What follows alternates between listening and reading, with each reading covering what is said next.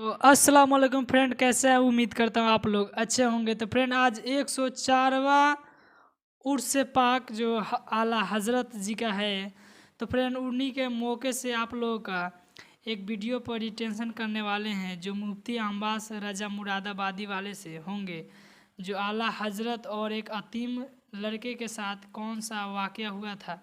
तो friend video को हम करते हैं कंटिन्यू स्टार्ट। की कसम उस इमाम को जरा करीब से देखिए। जिंदगी के आखिरी अय्याम आए हैं इमाम अहमद रजा के, तबीयत खराब चल रही है, परहेज का खाना खा रहे हैं, एक दिन बैठे हुए हैं और आपके साथ आपके शागिर्द बैठे हुए हैं। इतने में एक बच्चा गुजर हुआ, कहने लगा मौलाना, कहा क्या बात, कहा हमारे घर दावत खा लेंगे। अल्लाह अकबर, इतना सुना मेरे इमाम ने बच्चे की तरफ देखा, कहा बेटे क्या खिलाओगे? उसके दामन में पाक साग था चने का, कहा यही बनवा के खिलवा देंगे। अल्लाह पर बच्चे से आपने देखा, कहा अपनी मर्जी से आए हो या किसी ने भेजा है? बच्चा कहने लगा माँ ने दावत के लिए भेजा है। आपने फरमाया घर में कोई बड़ा नहीं था क्या? जैसे इतना कहा बच्चे की आंख में आंसू आ गए। बच्चा कहने लगा हजरत मैं यतीम हूँ, मेरे सर पे बाप का साया नहीं है, माँ मेरे सहारे घर में रह रही है और इस उम्मीद पे माँ जिंदगी गुजार रही है कल जब बेटा जवान होगा जिंदगी का सहारा बनेगा। कब मेरे बाप का साया सर पे नहीं है। मेरे इमाम ने इतना सुना,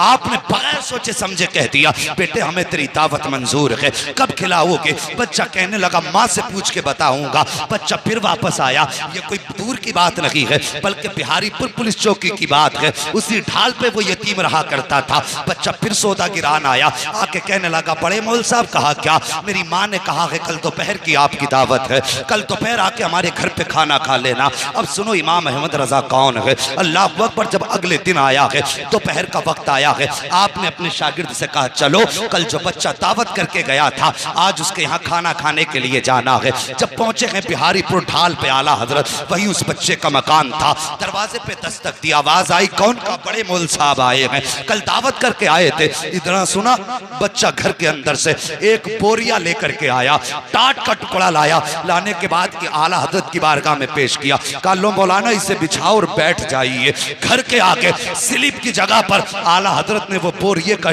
टुकड़ा बिछाया है और बैठ जाते हैं। आज का पीर होता तो कहता पहले एयर कंडीशन कमरा चाहिए, एसी लगी होनी चाहिए, गद्दे ऐसे हो कि थकन उतर जाए, चार लोग पैर दबाने वाले हो। मगर सलाम मेरे इमाम तेरी मोहब्बतों के, सलाम मेरे इमाम तेरी अजमतों के। अल्लाह अकबर, बच्चे ने ला करके बोरिया बिछाया है, मेरे इमाम बैठ जाते हैं। अल्लाह अकबर, कौन बैठा है? वो बैठा है जिसके बारे में दुनिया कहा करती है डालती कल्ब में अजमत मुस्तफा सैयदी आला हजरत पे लाखों सलाम। वो बैठा है उस बोरिये पर। अल्लाह अकबर, जब लोग गुजर रहे हैं आला हजरत को देख के कहते हजरत आप यहाँ, मुस्कुरा के कहते थे जाओ तुम्हारी दावत नहीं हमारी दावत की गई है, तुम्हारी दावत नहीं हमारी दावत की गई है।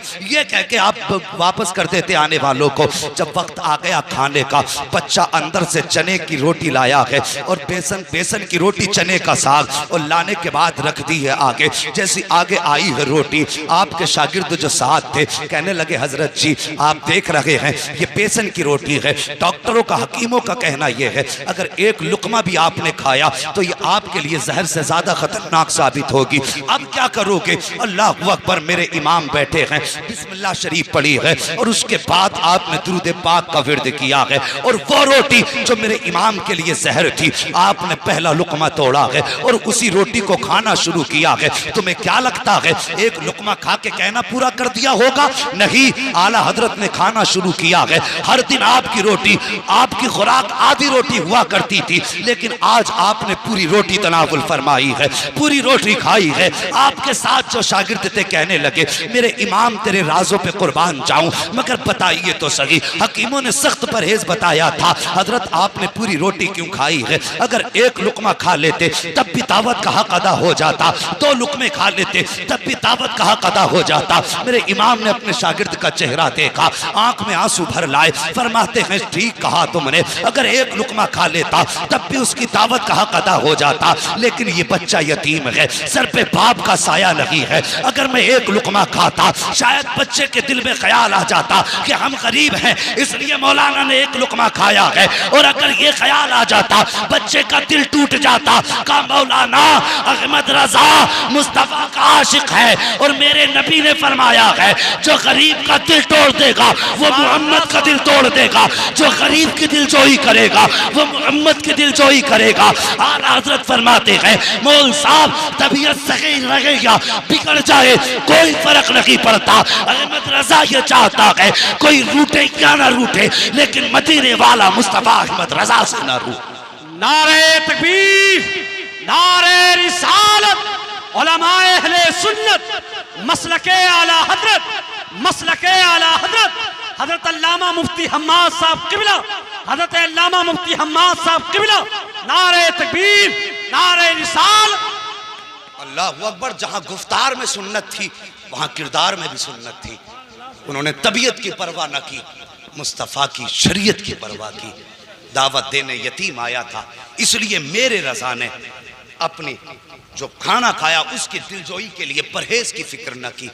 और खुदा की कसम ऐसी कितने वाकयात मेरे इमाम की ज़िंदगी से मुंसलिक हैं। और लोगों मैं कहता हूँ हम नसीब वाले हैं जो खुदा ने हमारे मुक़द्दर में अहमद रजा रखे हैं।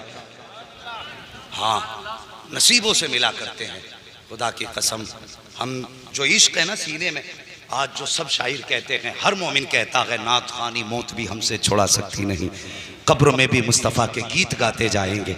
अगर ये इश्क का चराग जला है ना सीनों में तो सिर्फ बरेली की वजह से जला है। हाँ, बरेली की वजह से जला। मैं ज़्यादा बड़ी बात नहीं करता, अरबाब मिंबर की तवज्जो चाहिए। बहुत बड़ा चैलेंज करने लगा हूँ उन लोगों के लिए जो आला हजरत को मानने से इनकार करते हैं, जो उनके खिलाफ भौंका करते हैं। मैं कहता हूँ एक छोटी सी बात, सिर्फ आला हजरत की तसनीफी कारनामे को हटा दो। जो आपने 1000 से ज्यादा किताबें लिखी हैं उन्हें हटा दो, और हटाने के बाद मुझे बताओ अहले सुन्नत के पास बचता क्या है। बस आला हजरत की तसनीफात हटा दो और फिर मुझे बताओ आला हजरत के बाद हमारे पास है क्या। अगर कोई कहे ना बहार शरीयत है तो वो भी आला हजरत ही की है। हाँ, वो भी आला हजरत ही की है। अगर कानून शरीयत भी उठाओगे तो आला हजरत की है। बहुत बड़ी बात नहीं करता। अगर आला हजरत की किताबें और उनकी तसनीफात हटा दो तो एक माई का लाल ऐसा नहीं जो उनकी तहरीर छोड़ के वहाबियों से मुनाजरा कर सके। ये जो बकबक करते हैं ना आला हजरत के खिलाफ, वहाबी भी जब फतवा देते हैं ना तो फतावे रज़विया पढ़ के फतवा दिया करते हैं। इनके बापों ने ऐसी किताब ना लिखी जो दुनिया की जरूरतें पूरी हो जाती। अगर दुनिया की जरूरतें पूरी होती है ना तो आज भी खुदा का शुक्र है इमाम अहमद रजा की चौखट से पूरी हुआ करती है। तो हम मुकद्दर पे नाज ना करें, खुदा ने हमें इमाम अहमद रजा जैसी दौलत अता फरमाई है। हाँ, जवानों आला हजरत से भी प्यार करो। और हम सिर्फ आला हजरत से इसलिए प्यार करते हैं कि आला हजरत ने हमारा हाथ पकड़ के मुस्तफ़ा के कदमों तक पहुंचाया है। हाँ, ये उनका एहसान है हम पर। बस अल्लाह करीम मेरे बोलने में आमदन साहब लफ्ज़न जो लफ्ज़ें ख़ताएँ हुई हों, मौला करीम उन ख़ताओं को माफ़ फरमा दे। हाँ, और मैं एक बात कह दूँ, जब कोई गुनाह सरी ही हो जाता है तो फिर उस गुनाह का इजहार करके तौबा लाजिम होती है। हाँ, अभी एक साहिब की ज़बान से जुमला निकल गया था कि हम अगर नेकी भी करते हैं तो अल्लाह की मर्ज़ी से और गुनाह भी करते हैं तो अल्लाह की मर्ज़ी से। हाँ, गुनाह भी करते हैं तो अल्लाह की मर्ज़ी से। ये जुमला गलत है, तौबा लाजिम है। इसलिए कि अगर हम नेकियां करते हैं तो अल्लाह की तौफीक से, और गुनाह अगर करते हैं तो अपने नफ्स की वजह से। हाँ, ये हमारे शामत नफ्स होती है, ये हमें उभारता है। सिर्फ नेकियों की तौफीक अल्लाह देता है और गुनाह अपने नफ्स की वजह से करते हैं। इसलिए तौबा लाजिम थी। बस सारे लोग इस गुनाह से भी तौबा कर लें, कलमा शरीफ भी पढ़ लें, सारे लोग पढ़ें ला इलाहा इल्लल्लाह मुहम्मद रसूलुल्लाह अस्तगफिरुल्लाह रब्बी। सारे लोग पढ़िए अस्तगफिरुल्लाह रब्बी मिन कुल्लि ज़ंबिन व अतूबु इलैहि। या अल्लाह हम अपने हर उस गुनाह से तौबा करते हैं जो हमने जाने और अनजाने में किए। मौला हमारी तौबा कबूल फरमा, बस जो हुए गलत उनको माफ़ फरमाए रब्बे कायनात। ज़िंदगी ने दिया साथ तो फिर होगी मुलाकात, चमन रहा फूल खिलेंगे, ज़िंदगी रही फिर मिलेंगे। मुसाफिर हैं हम भी, मुसाफिर हो तुम भी, किसी मोड़ पर फिर मुलाकात होगी। फ्रेंड आप लोगों ने सारे वीडियो को देखा तो फ्रेंड वीडियो कैसे लगे यार? वीडियो अच्छा लगे तो लाइक कर दीजिए, अभी तक हमारे चैनल पर नए है तो चैनल को सब्सक्राइब करके ऑल पे क्लिक कर दीजिए। तो फ्रेंड मिलते हैं नेक्स्ट वीडियो।